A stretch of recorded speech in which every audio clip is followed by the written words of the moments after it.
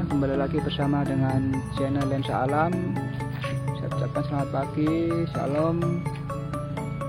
Kali ini saya mau mengajak pemirsa semua untuk mengenal lebih jauh desa yang terletak di sebelah selatannya Gunung Kendeng, yaitu di Kecamatan Sumawe, desa yang bermayoritas Kristen. Tak lain adalah desa Sitiarjo. Menarik untuk kita bahas, kita pelajari, karena desa Sitiarjo adalah desa mayoritas Kristen di tengah negara yang berpenduduk mayoritas beragama Islam terbesar dunia, pemirsa ya. Oke, saya ingin mengajak pemirsa semua untuk melihat, mengenal lebih jauh bagaimana sejarah berdirinya desa Sitiarjo dan mengapa desa Sitiarjo menjadi desa yang bermayoritas Kristen. Bagaimana kronologi semua itu terjadi dan kapan. Kita akan mengajak pemirsa semua untuk menggali lebih jauh informasi dari berbagai sumber. Kita akan menggali dari berbagai sumber, terutama yaitu dari warga atau sesepuh warga asli desa Sitiarjo, pemirsa. Oke, sebelum lanjut, ayo selalu dukung channel Lensa Alam untuk terus tetap berkembang dengan cara like, share, komen, dan subscribe, pemirsa ya. Oke, kita langsung aja pada videonya.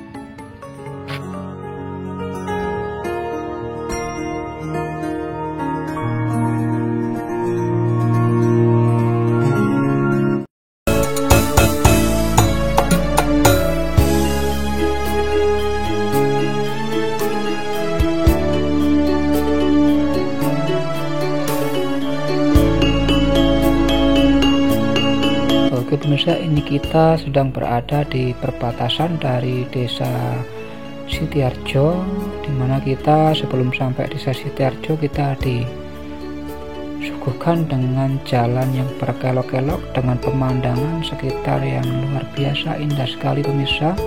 Seperti ini kita bisa melihat sendiri, menilai betapa indahnya jalan menuju ke desa Sitiarjo.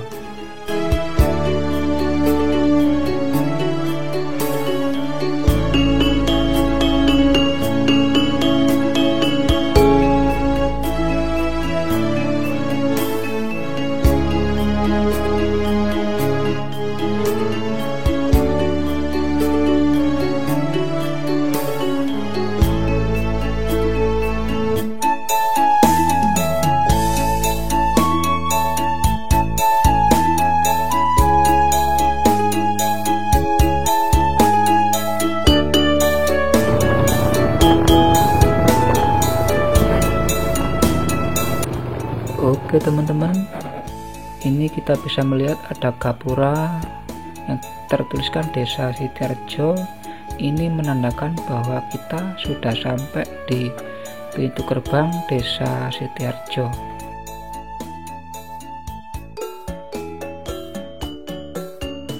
Saya informasikan kepada pemirsa, teman-teman semua, bahwa Sitiarjo adalah sebuah desa yang terletak di Kecamatan Sumber Manjing Wetan, Kabupaten Malang, Jawa Timur.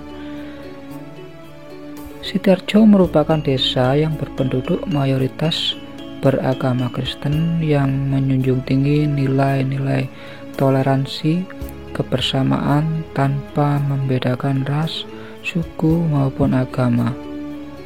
Terbukti meskipun Sitiarjo yang adalah desa yang berpenduduk 90% beragama Kristen, tapi rasa kebersamaan itu tetap terjaga, di mana itu bisa kita lihat dalam setiap acara desa maupun dalam kegotong royongan. Itu sangat terlihat sekali akan kebersamaannya, akan rasa persaudaraannya.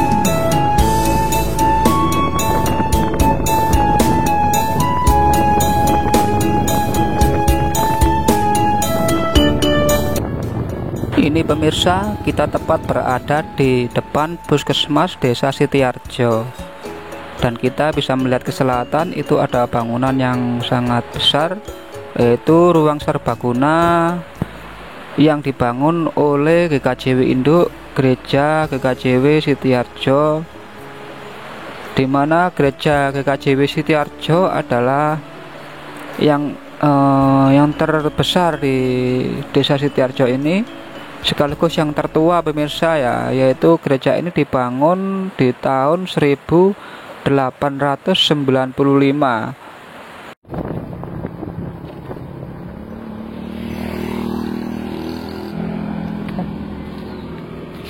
Sadean arep kok biasanya pekenan nek sate. Ya nggih, pasaran iki. Niki dinten napa nih? Rebo to, Pak? Wis rebo ya niki. Oh, rebo. Lah Katanya kula biasanya pekenan. Rebo. Lho wingi kula pun Selasa wonten jual. Lah. Nggih lah tanglet tiang-tiang. Oke pemirsa, setelah kita masuk Desa Sitiarjo dan melewati tikungan-tikungan tajam yang ada di Desa Sitiarjo, kita langsung dengan mudah mendapatkan satu gereja terbesar dan tertua yang ada di Desa Sitiarjo. Seperti yang saya informasikan tadi bahwa gereja GKJW Induk ini dibangun sejak tahun 1895. Tapi sebelum kita membahas ini lebih dalam, saya mau mengajak teman-teman untuk sedikit melihat akan potensi-potensi sumber daya alam yang ada di Desa Sitiarjo. Desa Sitiarjo adalah desa yang diapit oleh dua sungai besar, di antaranya yaitu sungai yang ada di sebelah timur mengalir dari Desa Tegalrejo dan sekitarnya, dan yang sebelah barat lebih dikenal dengan nama Kali Bambang, pemirsa, yang mengalir dari Desa Sidodadi dan sekitarnya. Dari situ membuat Desa Sitiarjo memiliki potensi yang sangat besar sekali untuk mengembangkan ekonomi di bidang pertanian, dan itu bisa kita lihat dari luasnya lahan pertanian yang ada di Desa Sitiarjo. Selain itu, di bidang pariwisata, Sitiarjo memiliki 4 pantai, diantaranya yaitu Pantai Teluk Asmara, Gua Cina, Watu Leter, dan Pantai Tanjung Penyung.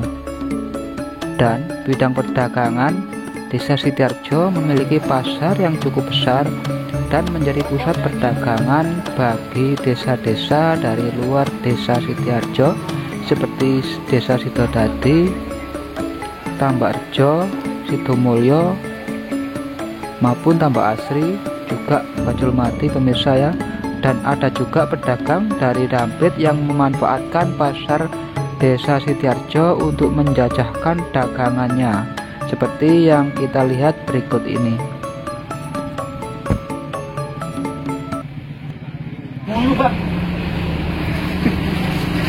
Lek dhuwur piro, Mas? Dhuwur-dhuwur 300. 300. Nek sing ngendhek Iki sing ngendhek 250. Teronge nggih 250. Oh, 1.500. Saking Jambangan Dampit nggih Mas nggih. Jambangan. Oh, nggih. Sing duwe Jambangan Dampit Niki. Ah wis. Oh niki, Pak. Terima kasih masih. Jenengan Pak Asman sinten kula lali. Pino. Pak Wino. Pak Pino saking Jambangan. Jambangan RT RW pinten, Pak? RW 5. 5 RT 31. Oh nggih. Nggih, Pak. Garudan Mas, boleh rezeki. Oh nggih, sukses Pak. Bojo iki lho. Lah nggih, dibalani saking Dampit sampai ten Peken Sitiarjo nggih tebih. Pinten Pak setunggal jam Pak perjalanan? Nggih paling lambat setunggal jam. Oh paling lambat ya. Nggih. Paling lambat itu. Ya itu tadi pemirsa, kalau kita lihat tadi akan semua potensi-potensi yang ada di Desa Sitiarjo, betapa Sitiarjo adalah desa yang kaya, desa yang istimewa di tengah-tengah pegunungan yang ada di Malang Selatan, di pegunungan Gunung Kendeng pemirsa.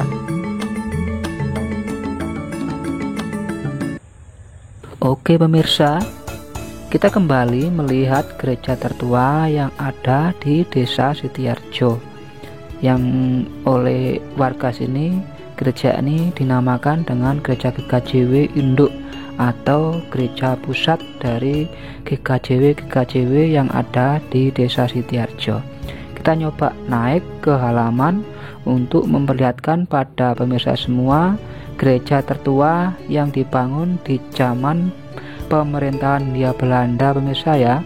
Artinya di zaman Indonesia masih ada di masa penjajahan Belanda. Desa Sitiarjo adalah desa yang mayoritas penduduknya beragama Kristen, di mana di Desa Sitiarjo menurut penuturan dari Bapak Sugeng ada 17 gereja.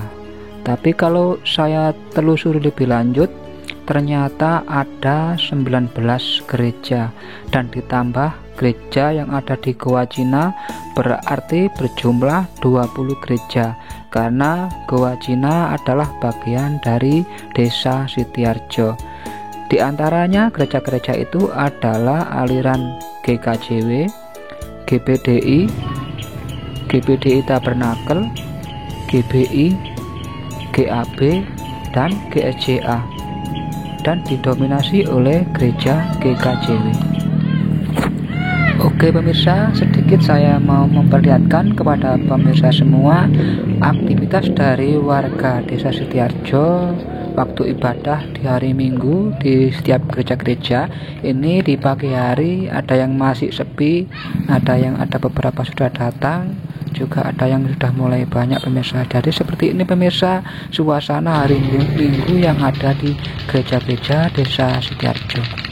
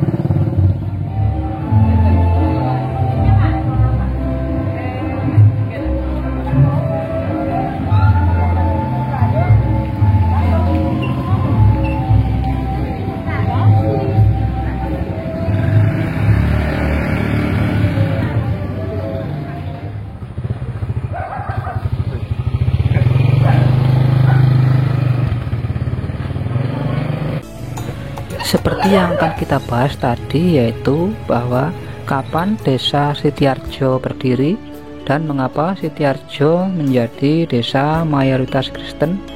Ayo saya ajak pemirsa semua untuk mendengarkan sedikit penjelasan dari Mbah Muryono selaku sesepuh yang ada di desa Sitiarjo.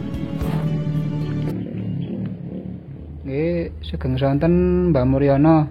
Niki kula nggih badhe nyuwun informasi niki wau apa asal usule desa Sitiarjo niku ya napa jenengan kan kula ningali niku sesepuh ten mriki kersane saged dados nggih sejarah damel Sitiarjo saged damel pelajaran anak putu anak cucune ngoten kan nggih keturunan Sitiarjo kersane Sumersedaya niku ya napa Mbah ceritane Mbah? Nggih, sugeng sonten matur nuwun saderenge krana napa kersa ngrawuhi papan kula nggih. Nggih, Mbah. Tentang sejarah Desa Sitiarjo hanya sekedar sepengetahuan saya. Nggih. Sitiarjo dibuka tahun 1895. Dibuka tahun 1895. Pun tuangu Mbah nggih dereng merdeka nggih Mbah nggih. Indonesia nggih. Itu karo merdeka 1800 kok. Nggih. 1895. Sing buka iku koordinatore Kyai Ngastawa utawa Garta Ngastawa. Jeneng asline Garta Ngastawa tapi dadi Kyai kala semono waktu ana Mataram dadi Kyai. Oh, keturunan Mataram nggih, Mbah. Keturunan Mataram tapi pindahnya Wonorejo. Nggih. Wonorejo terus kepingin apa ngembangno lahan, ngembangno apa pemukiman terus nyang daerah Malang Selatan sisih wetan. Di pesisir. Oh nggih. Malang Selatan sisih wetan ya ana nggih alas sing dibuka dadi Desa Sitiarjo. Desa Sitiarjo nggih. Jadi Kyai Ngastawa buka iku gak ijen ora kok Kyai Ngastawa tegese buka tapi koordinatore mergo sing duwe ijen teko Betawi. Nggih, sing nyepeng ijen ngoten nggih. Nggih. Nah, terus buka wiwitan diwiwiti teko pojok lor wetan, Palung Luwur. Saking Palung nggih. Krana sing buka iki kabeh ku wong Kristen. Nggih. Kabeh wong Kristen sehingga saben wektu iku dianakno ibadah ben dina, ibadahe wong Kristen. Nah, terus Kyai Ngastawa sepakat sapa ae oleh melok buka alas. Wong dia oleh melok buka alas, krana sing miwiti buka wong Kristen sehingga kudu manut wong Kristen. Manut aturane Kyai Ngastawa dadi wong Kristen. Ngoten nggih, Pak. Terus berkelanjutan pancen sateruse iku budayane ya budaya Kristen. Budayane budaya Kristen.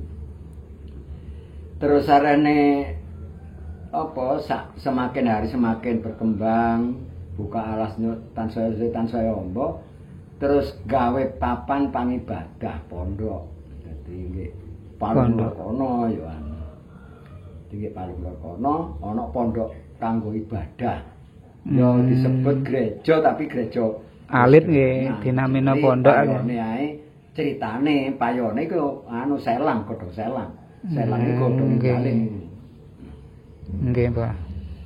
Terus bareng tansaya suwe rame. Terus alas sing dibuka iku mangko dadi desa dijenengno Desa Pondok Dulang. Nah, Desa Pondok Dulang apa sebabnya dijenengno Pondok Dulang? Nggih, napa mbane, Pak? Kyai Ngastawa survei wiwitan iku ana nemu pondok. Nggih. Di tengah alas iku ana pondok, terus ana bekase wong dulang sing gak dadi. Di dulang iku wadah sego digawe teko kayu iku wongkon digawe ngono. Ora kaya baki, tapi ya cara saiki kaya anu iku, kaya mangkok gedhe ngono iku. Nggih. Tapi saking kayu nggih, saking kayu. Dadi dikrowoki iku diwangun ya digawe apik ngono. Iku ana bekase iku sing gak dadi. Dadi penemune Kyai Ngastawa CS iku dianggep pondoke wong gawe dulang. Namel Dadi desane kampunge iku dijenengno kampung Pondok Dulang. Ngono biyen. nggih. Nah, terus semakin hari, semakin bulan, semakin tahun tansaya rame. Terus marino Kyai Ngastawa kancane Kyai Ngastawa akeh sing teko melok rene, terus buka nggih sing kidul kali. Dadi Kyai Ngastawa mangi pojok kono sampai ngalor tekan daerah wetane Gunung Tumo. Iku Kyai Ngastawa CS, terus marino kancane padha teko. Dika diarani buka sing kidul kali. Keduane niku ten kidul kali. Kidul kali, terus kidul kali kene Nggih. sisih apa daerah sisih wetan kene iku ceritane Nggih. rewangi buka iku jenenge iku Gadri. Gadri Gadri. ki leluhure Pak Willem barang iku. Pak Willem. Pak Willem Pegat iku. Oh, pegat nggih. Pak Willem iku an Gadri sing ana putune kari Pak Willem. Nggih. Apa buyute lek kacang gawe Gadri iku Pak Willem iku. Terus sing sisih kula niku aku jenenge lali. Tapi leluhure golongane Pak Pudyo kelompok tani. Oh, nggih. Niku Niku leluhure iku. nggih. Apa tiba buyute apa tiba canggahe ngono Pak Pudyo iku. Iku sing dadi jarane dadi koordinatore buka kono. Nggih. Terus tansaya suwe tansaya rame, kancane Kyai Ngastawa akeh sing teka sing ya senajan wong diae tapi ya iku mangko melok gabung kudu dadi agama Kristen. Terus bareng wis oleh rong taun ana teka maneh diarani kongkon buka sing alas sisih wetan sisih wetan. Sisih wetan kono dadi oleh sakidule lek saiki oleh sakidule Gedung Banteng. Sisih wetan yaiku sing di jenenge Kampung Tamban. Tambah rejo niku nggih, Pak. Iya, saiki Tambarjo, dhisik Kampung Nggih. Tamban. Jadi selang 2 tahun karo Siti Arjo kene bukake nggih kono taun 1897 miwiti buka sing Tamban. Lah terus semakin berkembang penduduk tansaya akeh krana gorong duwe pemerintahan desa. Iki administrasi ku ngliwati gereja. Oh, nggih. Gereja dhisik iku dadi kene iki mek dipasrahi koordinatore wong Kristen ngono ae. Dadi kanggo ngurus administrasi pemerintahan kaya ana bayi lahir, ana kematian, ana perlu apa iki liwat gereja Suwaru, Pendhita Suwaru ngono. Dadi nggih gereja upama kelahiran laporane nyang Pendhita Suwaru. Lah kok Pendhita Suwaru sing nglapor nyang pemerintahan. Iku ngono. Dadi kali Suwaru wonten keterkaitan ya, wonten hubungan ngoten. Iya, nemen keterkaitan. Ya iku sadurunge dadi desa administrasi liwat gereja. Ya iku mangko gereja Suwaru, Pendhita Suwaru. Sing ngurusno administrasi secara pemerintahan. Lah sarene tansaya kabotan, mergo Suwaru kene ya ada, penduduke tansaya akeh. Kepingin enggak pemerintahan dhewe. Sarene nggih kene iki gorong ana petinggine, gorong ana pamonge. Kesepakatane Kyai Ngastawa CS sing lor kali iku Pondok Dulang, Kampung Pondok Dulang. Iku melok petinggi Gedhok Wetan. Pemerintahan administrasine melok petinggine Gedhok Wetan. Lah sing kidul kali kene diarani Kampung Polongrejo. Lah Kampung Polongrejo gandeng karo Tambarrejo. Petinggine gabung karo Pamotan Kecamatan Dampit. Oh, ngoten. Iya. Dadi kegangan kali niku. Sing kidul kali sampai Tambarrejo melok. Melok Pamotan Kecamatan Dampit. Nggih, Pak. Bareng penduduk tansaya akeh selang beberapa tahun kepingin madeg desa dhewe. Sehingga gabung dadi siji Kampung Pondok Dulang karo Kampung Polongrejo iki dadi siji karepe dadi sak desa. Nggih. Dadi sak desa gabung karo Tambarrejo. Lah terus mari ngono kesepakatane iku bisa dadi desa dhewe. Sementara durung ana petinggi definitif iku PJ. Dadi wis dadi desa tapi gorong duwe kepala desa definitif. Lah bareng kurang luwih setahun PJ kepala desa iku gak marem lek PJ ae. Kepingin duwe kepala desa definitif. Dadi kepala desa sing asli. Sehingga dianakno pilihan kepala desa. Pilihan kepala desa sing kepilih kepala desa wiwitan, petinggi wiwitan jenenge Remo alias Surorejo. Oh, ini kepala desa pertama kepala ini desa pertama, penting Bang ini. Nggih, penting nih. Surorejo dadi anune leluhure Mas Heri Bengkel. Oh, nggih. Leluhur. Iku cara anu Presiden Soekarno nggih. Sitiarjo punya kepala desa kang wiwitan niku. Iya, kepala desa jenenge Surorejo, jeneng asline Remo tapi bareng dadi petinggi dine jolok Surorejo. Leluhure Pak Heri. Bareng beberapa tahun iku kepala desa Surorejo iku mergo wis sepuh, lereh. Terus dianakno pilihan kepala desa kedua sing terpilih anake Surorejo iku mangko. Jenenge Suromarto. Iku mbahne Mas Heri Bengkel iku Suromarto iku. Oh, pun mbahne nggih. Mbahne. Iku. Bareng Suromarto mimpin nggih kono iku akeh penduduk tansaya rame Sitiarjo kok di Pondok Dulang dipandang tansaya rame jenenge diganti. Sing mange desa Pondok Dulang diganti jeneng desa Sitiarjo. Lemah Rejo nih Bang nggih Siti ngono. Lemah iku Siti, Rejo iku dadi iku rame. Sitiarjo nggih Bang. Mergo penduduk tansaya rame, tansaya akeh pendatang toko Kabupaten Jombang, toko Kabupaten Sidoarjo. Oh, ngoten nggih. Akeh sing padha teko mlebu mbahku iki asline wong Sidoarjo, wong Sidoarjo. Nggih. Akeh pendatang dadi generasi lek gak salah koyo mbahku generasi ketigane lek gak kedua. Jenengane teko Kyai Ngastowo. Kira-kira generasi ketigane lek gak kedua mbahku iku. Teko Sidoarjo. Dadi akeh teko Jombang. Nah, mulane dadi desa rame ya ditetepno desa Sitiarjo wis jeneng desa Sitiarjo ditetepno desa Kristen. Nggih. Dadi mergo penduduk wong Kristen kabeh iku mangko ya iku lho oleh gabung karo Kyai Ngastowo. Mboten meksa nggih. Gak meksa oleh. Tapi kudu manut aturan Kyai Ngastowo CS iku. Lah niku Mbah Kiai niku napa saking muslim napa Jawa sing soal sebutan kiai niku jaman sing ceritane Kyai Ngastowo iku asli wong Islam. Apa pesantren apa ngono nggih Mataram. Sing Mataram nggih. Ya, terus bareng nyang Wonorejo, iku dadi wong Kristen ngono. Lah mantek bojone niku wau nggih kula aturaken taun 1895, lah lek desane taun 1897. Sedikit saya mau menambahkan tentang penjelasan Bang Nuryono, yaitu koordinator yang memegang izin langsung untuk membabat alas Desa Sitiarjo, yaitu Kyai Ngastowo.